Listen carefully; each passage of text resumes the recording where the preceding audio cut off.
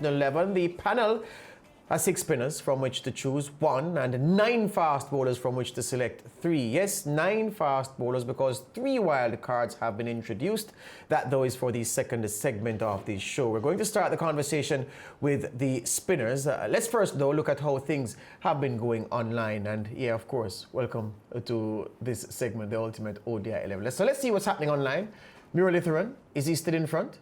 He should still be in front, leading with 61.12% of votes. Next, Shane Warne, 19.42%. No other spinner is getting double-digit support. Afridi, Saclay, Mushtaq, and Kumble getting support only for statistical significance. Again, we remind you that the online vote carries 40% of the overall decision, and the zone panel, 30%, and the panel of experts also have 30%. So, Lance, the field of 6 fast bowlers has been swelled to 9 because 3 wild cards, 3 interlopers have joined the party. Yeah, 3 and 2 of the wild cards are bowlers who had been taken off the list yesterday, and 1 is a completely new one, which we'll get to in a moment, I'm sure. So how can the wild card be someone that was cast aside by the... I don't get that. Because different panelists have joined the fray. And they want their pound of flesh. Yes, they want. There you go, like Shylock from, was it A Midsummer Night's Dream? May have been Shakespeare's work. All right, today's panel,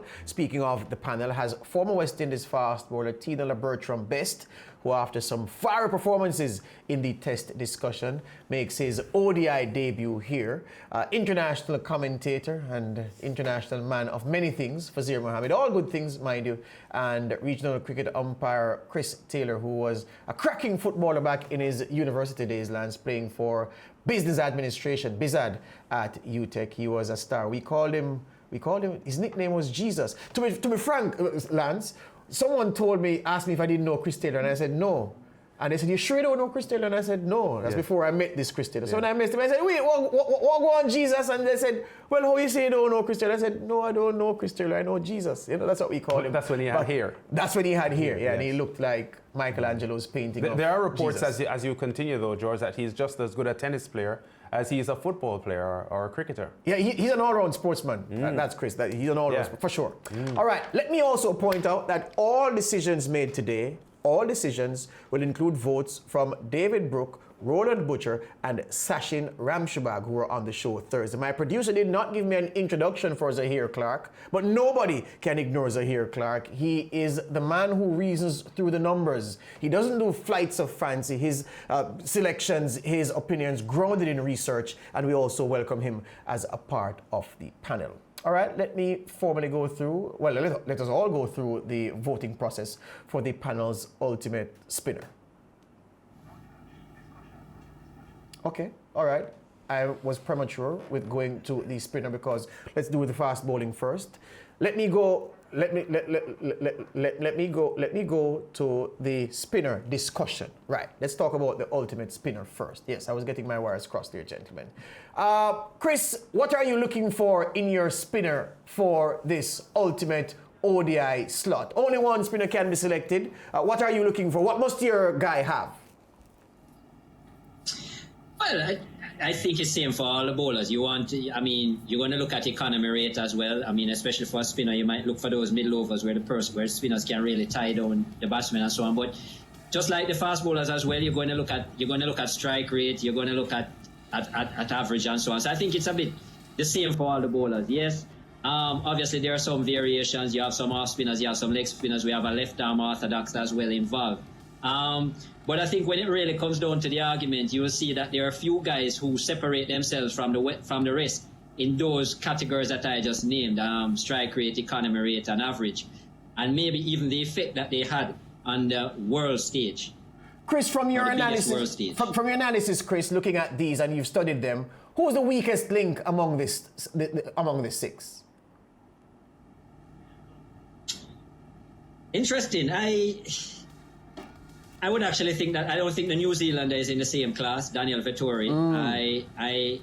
When you look at his strike rate and his average over the career, as well as the Indian, I think that even though Anil Kumble was a master in the test arena, I don't think he lived up to the same standards of maybe a Saclay Mushtaq or a Muhtar Muralitharan or a Shane Warne in the ODI arena. So I actually think that Afridi, Vettori, and Anil Kumble fall a bit short in terms of that category. All right. Do you agree, Fazir, that Daniel Vettori and Anil Kumble may be the weakest links in this group of 6 spinners?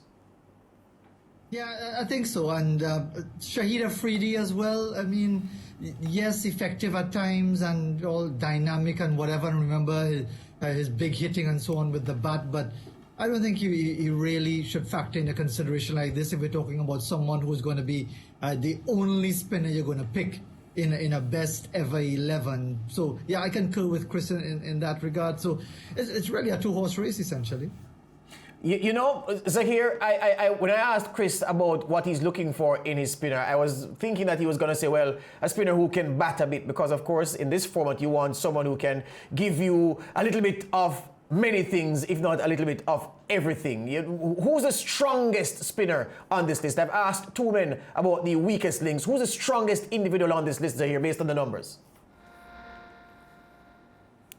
Person on this list is going to be Matthias Muralitharan for me.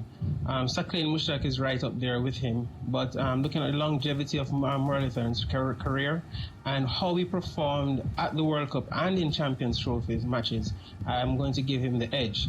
Even though Mushtaq was the originator of the creator of the Dusra, for me, Muralitharan was the one who perfected the art and gave us some brilliant spin bowling in ODI matches.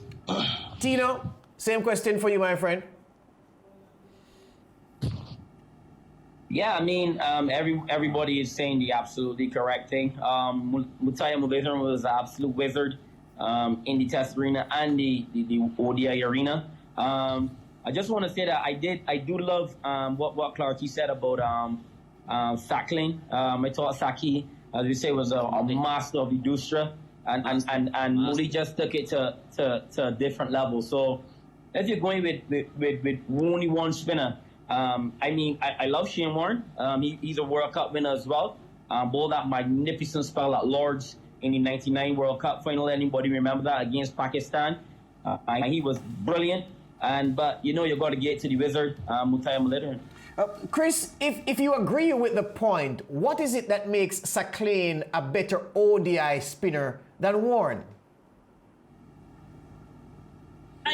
I just think it was his level of consistency and deception. In the ODI game, you'll appreciate that even as good a leg spinner as Shane Warne is, the leg spin is just a difficult art.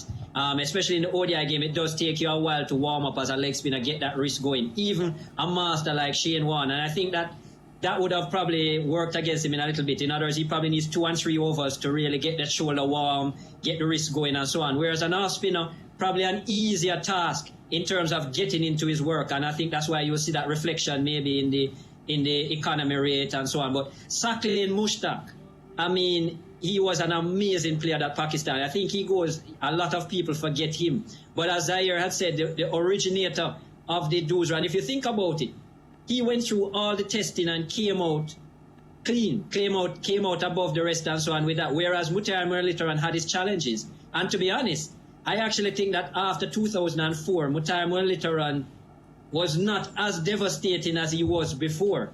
And I mean, Saqlain Mushtaq, to me, as I said, even in the World Cup, I mean, Matthias Muralitharan has never taken a 5-wicket haul in the World Cup, for example. Saqlain Mushtaq has.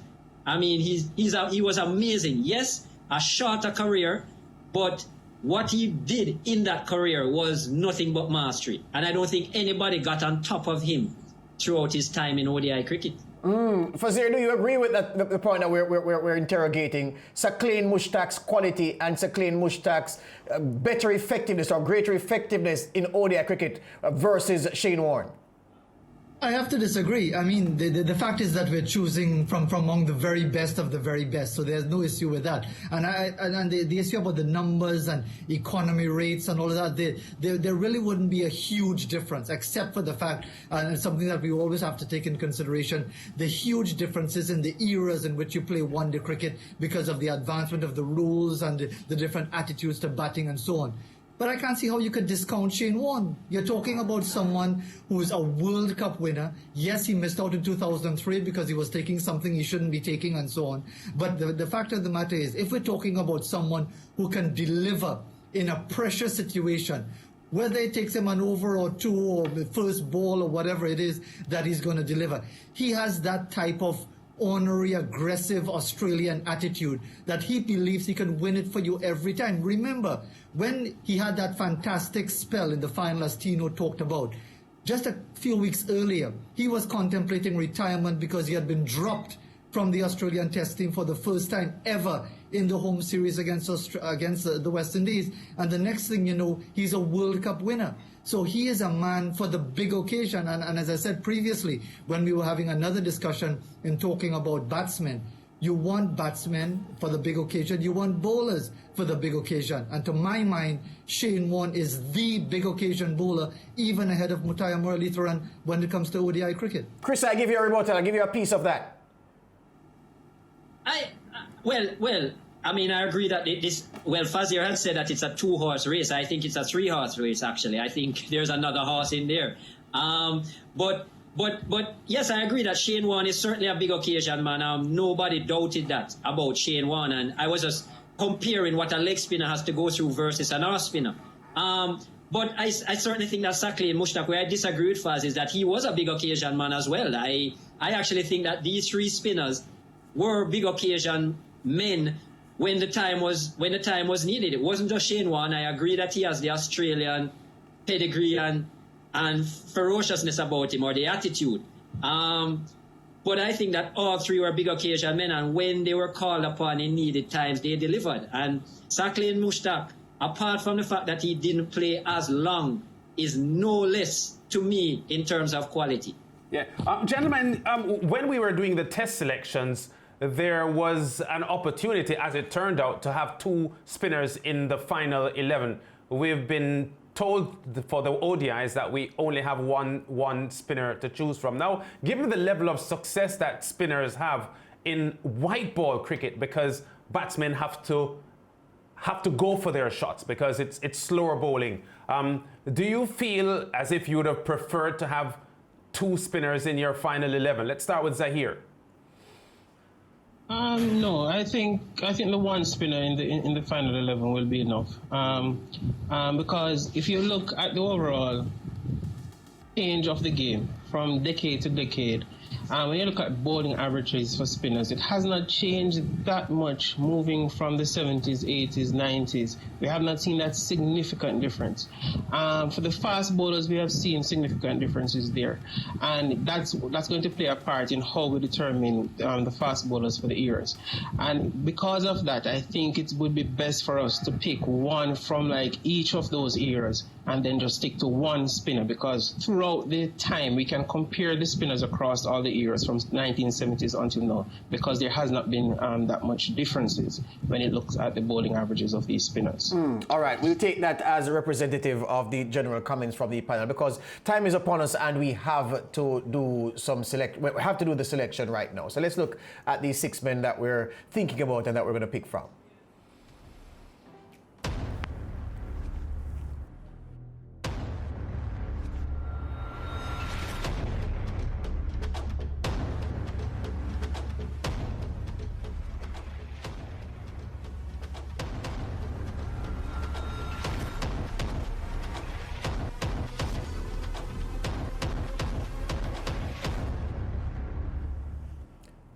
All right, gentlemen, you've seen the 6.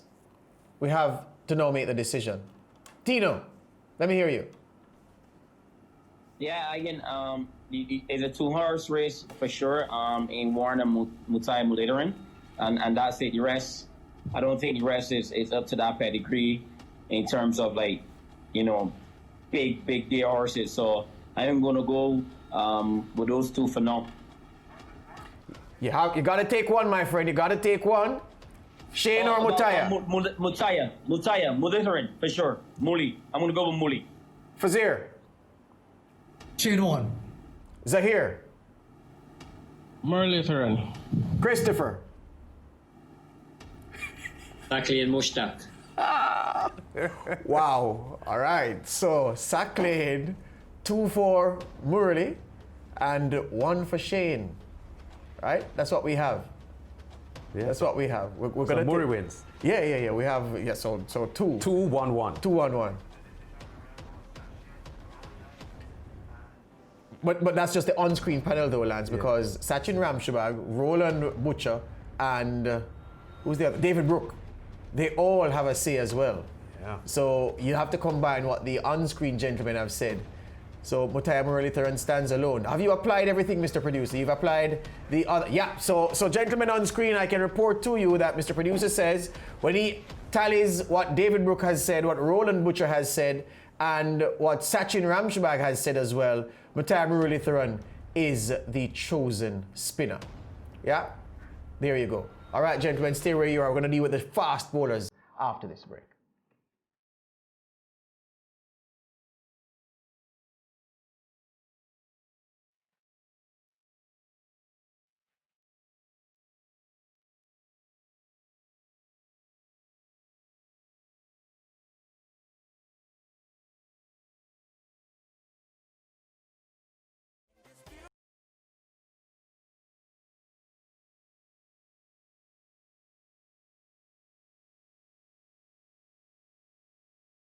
Muralitharan as their spinner for the SportsMax Ultimate One Day International 11. They now have the task of selecting 3 fast bowlers from a list of 9. 6 were voted on from a list of 12 on Thursday. Plus we have 3 wildcards, 2 of which have been brought back after being voted off by Thursday's panel. Let's remind you of the 6 that were kept on Thursday. Joel Garner, Wasim Akram, Michael Holding, Richard Hadley, Waqar Younis, and Dennis Lilly. So we're going to start our discussion now by looking at the wild cards. Fazir Mohammed has introduced Anderson Montgomery Roberts. Chris Taylor has brought back Glenn McGrath, and Zahir Clark has introduced or reintroduced the South African Alan Donald. So 3 fast bowlers back in the fray, so the number moves from 6 to 9. Let's start with Fazir Mohammed and his reasons for introducing Andy Roberts from Antigua. Faz. Well, the numbers speak for themselves. I didn't know that I had to champion the cause of arguably one of the greatest fast bowlers we've ever had. I mean, 2 World Cups. Granted that he didn't play a lot of one-day cricket, but that wasn't his fault. If in the early 1970s you're hardly playing one-day cricket, but every time you play, you're making a significant contribution. And let's not forget as well his last wicket partnership with Derek Murray at the World Cup in '75 and so on. So even if you want to throw in that, excellent economy rate, wicket taker, World Cup winner, 75 and 79, could have been 83, but we know how that went. I don't know that I have to do much to justify Anderson Montgomery, Everton Roberts being one of the best ever. Yeah, I understand you, Faz, because as the list now stands, he actually has the best bowling average of all the bowlers in the fast bowling department that we are looking at, all 9 of them. So thanks for that, Faz. Let's continue with the men bringing their wild cards in and focus on, well, Chris Taylor. You've made your announcement about your wild card coming back, and you were looking on as a spectator yesterday while our esteemed panel took Glenn McGrath off. Yeah, just to say that that Anderson Roberts actually doesn't have the best bowling average out of the 9, but it actually belongs to Joel Garner at 18 point something. Yeah, that's right. But yeah, I just find it hard to believe. I was in dismay that Glenn McGrath could have been left off of the list. I mean, a man who certainly helped Australia big time to 3 World Cup titles, over 70 wickets in the World Cup. He's been amazing in the World Cup. Never forget, I mean, best figures by a fast bowler in a World Cup of 7 for 15. I mean, yes, it was against a weak opposition, but I mean, Glenn McGrath's figures are menacing. I mean, his average economy rate. And I would say it openly, I am biased towards the white ball era of ODI cricket, because I think that, especially as a bowler, it is much more difficult in the modern game, I think, to contain and so on with all the restrictions that have happened and the adjustments that have had to be made by bowlers in this era, in this modern era. So I have a lot more time for a bowler with a white ball like Glenn McGrath, who can have an economy rate of under 4, a strike rate of just over 30. I mean, amazing bowler, as you said, 381 wickets. I mean, there's no way to me that in an ODI listing of 6 fast bowlers, Glenn McGrath could not be in there. That is appalling to me. I mean, there's no way. I know the big argument about Dennis Lilly in the Test arena, and arguably he should have been there ahead of Glenn McGrath, but not in the ODI game. Yeah, agree with you there, Chris. I was puzzled yesterday when that was developing on live on set. For sure, Zahir Clark had agreed with the point that you just made that Glenn McGrath didn't deserve to be off. But he has someone else who he didn't think should be off as well. Alan Donald. Zahir, talk up your wild card. Re-entry. Well, when we look at Alan Donald, he has the second best strike rate of this group that we're looking at 31. And if we're talking about wicket takers, he has the highest wicket per inning ratio among all the bowlers that we're looking here. So he's a true wicket taker. And in ODI cricket, we know that wickets can win you matches. Wickets can stem that run rate. And if you look at his away average, 20.46. When you look at his average in tournament finals, in big games, 18.78, and it was very consistent, averaging between 19 and around 24, 25 thereabout across all continents, across all countries. For sure, Alan Donald should be in this mix. And when we look at him compared to even those that Chris has alluded to about those in the white ball era, he played in an era in which bowlers were averaging almost 5 runs more than what they were averaging in the 70s, or even 4 runs more than what they were averaging in the 80s. So you have to look, when he has an average of around 21 thereabout, you must say that he was an excellent bowler in this era. Yeah, very, very good points here. And because we have to narrow the fast bowlers down to 3, can we go directly to find out from our men bringing in the wild card if you think your wild card is in a strong conversation to be in the final 3? So, Zahir, you're on the floor at the moment. Does Alan Donald seriously get into a conversation for the top 3? At the moment, he's just among 9. Well, based on the points I just mentioned, if he's the person who's taking the most wickets per innings compared to the other bowlers, then he is somebody you need in your side to take wickets. Yes, we want to contain, and Joel Garner does that very well, but we want somebody to be knocking those stumps over. And for me, I think Alan Donald was probably the best of the lot that we have here on this night. Yeah, 31.4 strike rate, and Joel Garner, in spite of his extremely good average of 18.84, his strike rate is at 36.5. Fazir Mohammed, does your wild card, Andy Roberts, seriously factor in a spot for the top 3 or the final 3 fast bowlers? I am trying to work out which is more outrageous. Andy Roberts as a wild card in one-day cricket, or George Headley as a wild card in Test cricket. I mean, look, anyway, I am not going to have Anderson, Montgomery, Everton, Roberts called in from Antigua to carry the drinks. He is in my 11. End of story. All right. The gentleman who didn't have wild cards in, Tino Best, what do you make of these discussions and the wild cards that have been brought in or presented to us? Well, I didn't get an opportunity to send in my wild card, but really and truly, guys, when I look at the list, they got some phenomenal cricketers on that list, and what I'm very surprised by is the fact that Brett Lee or Shane Bond, from this era when you were playing in the situation that the bats are so big, the boundaries are small, these were the 2 most feared one-day bowlers of this era. They're not even in the conversation. So I am quite disappointed, you know, that a real fast bowler who have played the game didn't have nothing to say about that. Yeah, they were yesterday, though. They were in the first group of 12, though, Tino. Yeah, but obviously I wasn't on the show yesterday, and it's blasphemous to let go of these guys. You guys agreed with Chris Taylor in the Test arena when he was fighting for Dale Steyn in the Test 11 about the size of the bats, the surfaces, and what's not. Guys, Brett Lee and Bond dominated, but more so Lee dominated in the era when T20 was being innovative, being innovative and bringing Kerry back into the one-day game. The only time that I could really see someone really taking apart Brett Lee was Chris Gayle in the T20 game. I mean, that's a one-off. But how many times have you seen that in his 18-year career? Yeah. So I'm very disappointed that he wasn't even in the conversation when it comes to limited overs cricket. And then when we're talking about tournament cricket, you've got guys like Shane Bond. Shane Bond was one of the most feared fast bowlers.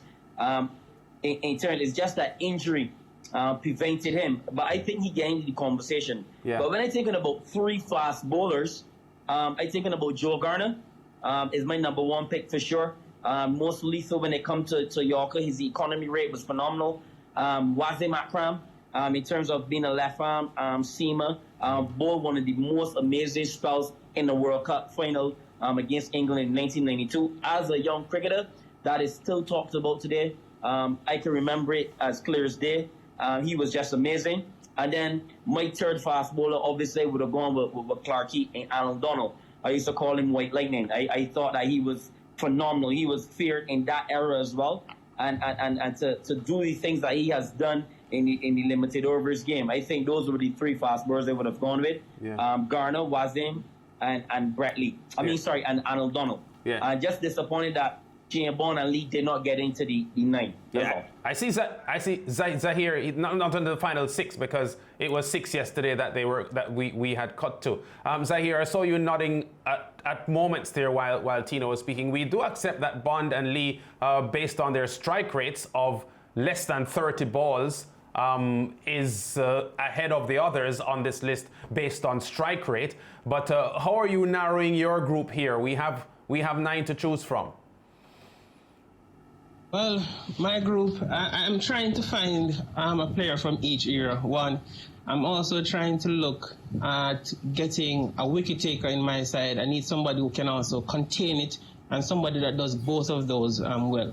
So for me, I'm distilling things down. And for me, persons like McGrath might make the final 3. Persons like Donald might make the final 3. Persons like Wasim might make the final 3. Ghana, those are the 4 that I'm looking at right now that are fighting for those last 3 spots, in my opinion. Yeah. Chris Taylor, we have 9 at the moment, including, of course, the wild cards that were brought back today. Who are the favored ones as you try to narrow the list down to 3?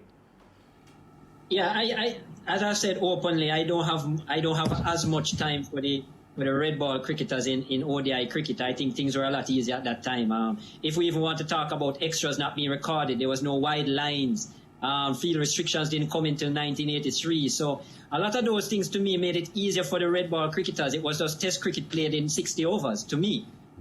So my selections will all be revolved around the white ball game, which I think also was a harder ball to manage. Tina can attest to that. The swing mentality of the white ball and so on was, a lot more difficult and something that made a big difference.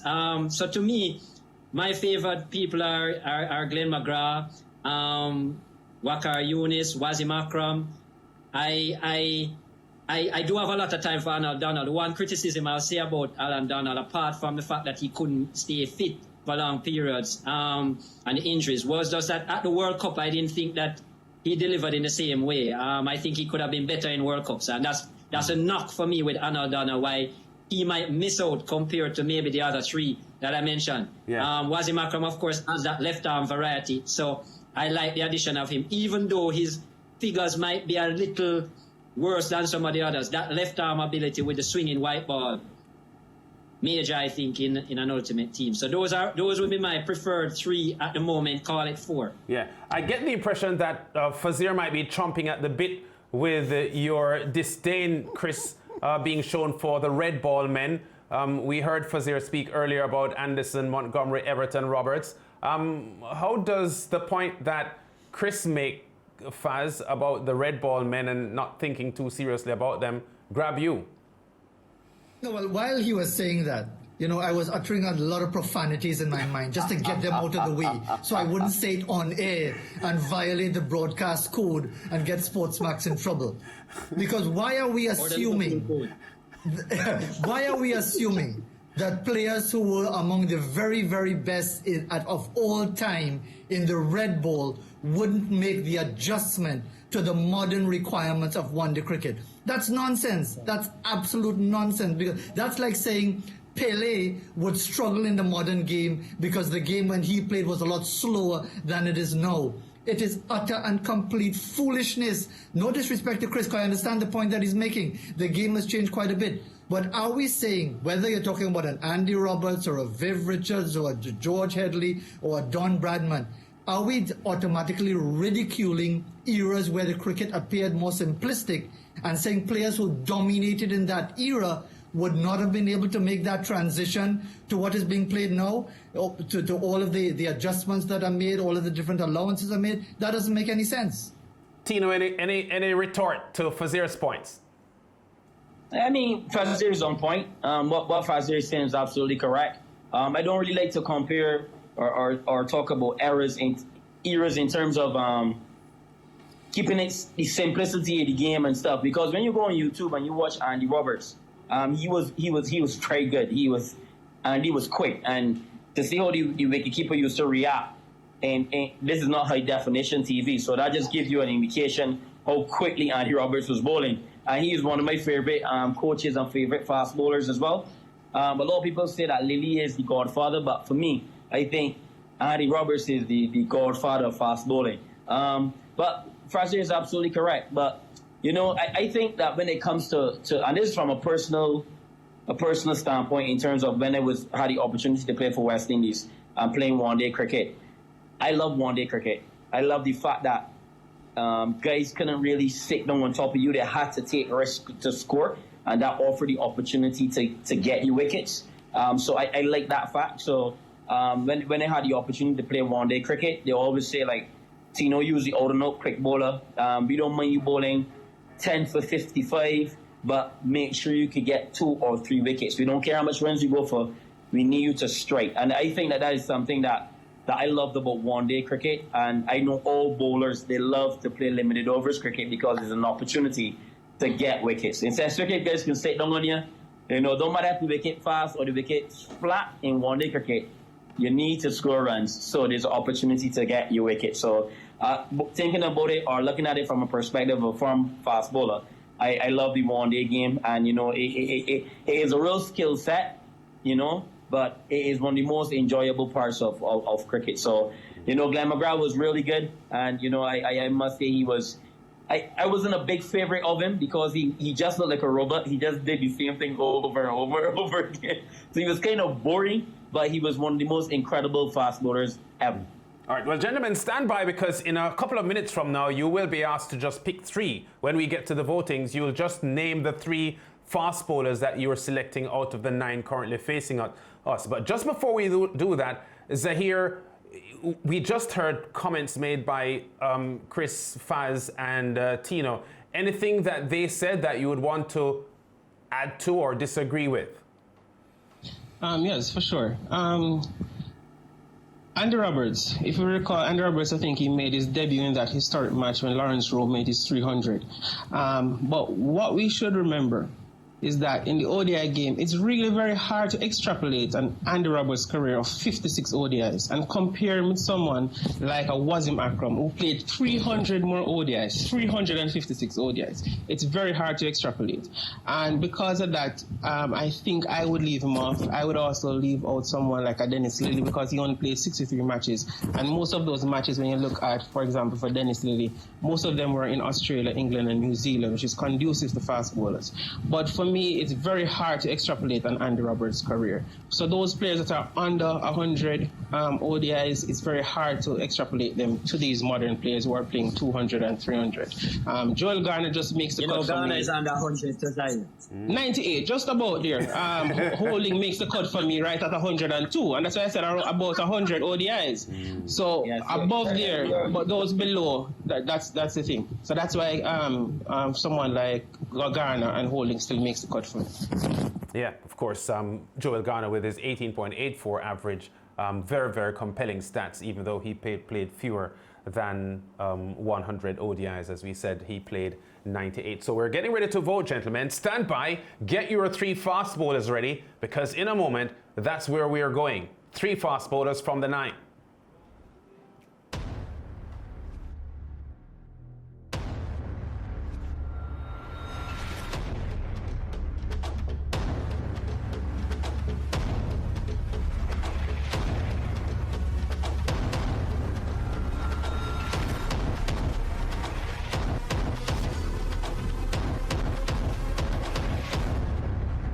Okay, well, we've heard the deliberations. Let's see if any of the panelists will give in based on what anyone else had said. Remember as well that the decisions made on this Friday include the votes of David Brook, Sachin Ramsabag and Roland Butcher, who were a part of the discussion earlier this week. So let's start with Fazir then. You're going to give us, Faz, your 3 selections for the fast bowlers. Sure, and obviously I've picked my wild card, and I'm not going to pick a wild card to leave him out. So Andy Roberts is in, as far as I'm concerned. And big up to Chris, because I mean, how do you leave out Glenn McGrath? So Glenn McGrath is also in, together with Joel Garner. So my trio is Joel Garner, Glenn McGrath, Andy Roberts. That's my 3 out of the 9 that are available, including those 3 wild cards. Tino Best. Yes, I'm my 3. Zaire made a very interesting point about Glenn McGrath. I wanted to put one of my old school guys in there, but they weren't even in the cut. So I think when you look at that quality of fast bowling, I mean it's absolutely phenomenal, guys. So my 3 seamers is Joe Garner, Glenn McGrath, and I'm gonna go with Wasim Akram, just because of that left arm option, could swing the ball both ways.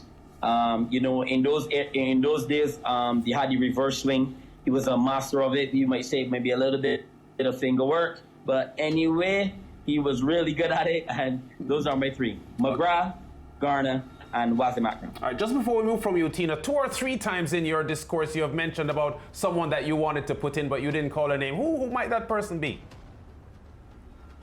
No, I because Bradley, I just felt that Bradley and Shane Bond. Okay. Yeah, Bradley, like.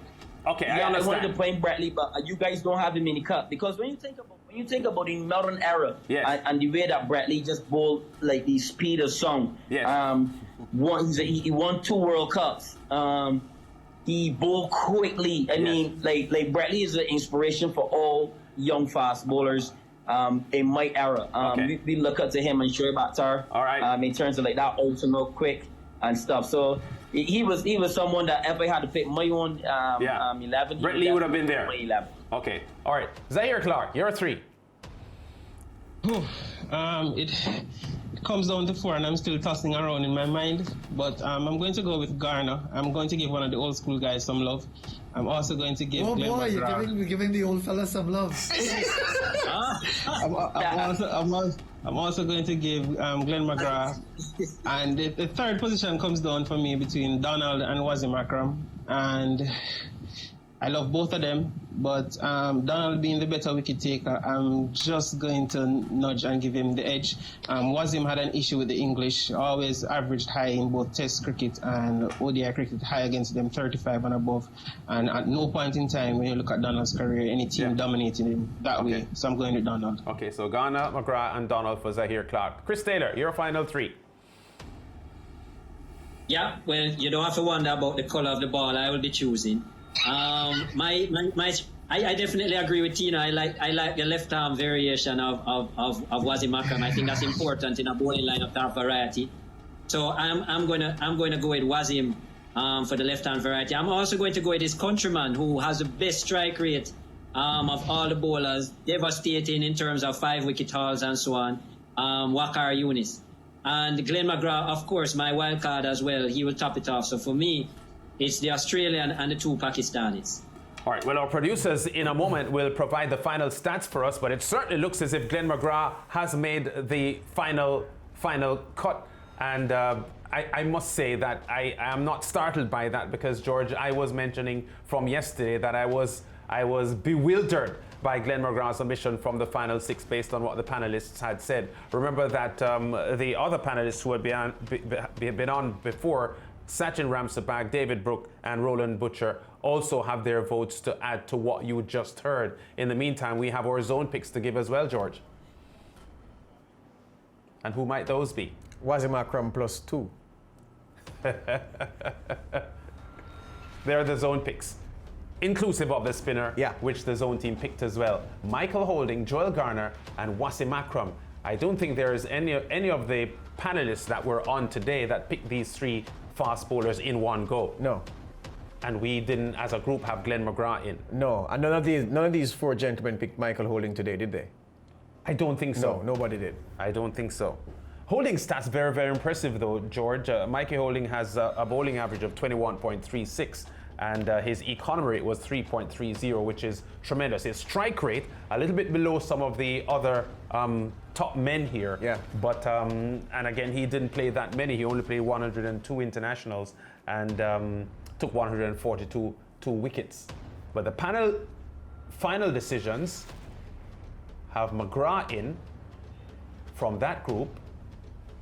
And from this second group, I think Akram will be in and Garner may be in as well. For based sure. on Hadley's gone, Dennis Lilly's gone, M.A. Holding may be in some trouble with the panel as well. Yeah, and this includes the panelists from yesterday. David Sachin and, David and Sachin. And David Sachin and Roland Butcher. Oh, what about Kerry Scott? Nothing from Kerry? I don't think he was in the fast bowlers discussion. Oh, there you go, all right. He wasn't in the fast bowlers discussion. So the panelists have selected their fast bowlers, and it ended up, George, being Glenn McGrath, Wasim Akram, Andy Roberts. Oh, Joel Garner, beg your pardon. So there it is. The panel's choice, McGrath, Garner, and Wasim Akram. Very, very outstanding three fast bowlers there to join up with the mistress spinner Mutai Muralitharan. Can I say that I'm happy for Zahir's sake that the panel's weight of picks eliminated Alan Donald, because Chris made the point for you, Zahir. Alan Donald is going to break down on you. He was not a durable guy. And that was, for me, the main reason why I was lukewarm on Alan Donald, and the panel's bowling roster doesn't have him in. And I think Zahir will abide by that in the end, won't you, my friend? No, man, believe it or not, you know, George, those four were the four that I posted on the SportsMax page. The reason why I tried to defend Donald was because of what happened yesterday and Glenn McGrath. So I had to defend my wild card for today. So that's why I gave him the nod over Wasim Akram. But those four that you have on the list is the four that I had submitted on the SportsMax page a few weeks ago. Very well. Yeah, and good to see that there was a riveting vote today, and a difference from the zone selections than the panelists had. So on Monday then, you'll get the final ODI 11 based on the SportsMax Ultimate selections, because the online voters, they will continue voting and they have the final say when we arrive at the final 11 players on that list. We thank our panelists for being on today. Chris Taylor, Zahir Clark, Fazir Mohammed and Tino LeBertram Best. And we hope to see you guys soon. Back with more on the zone after this.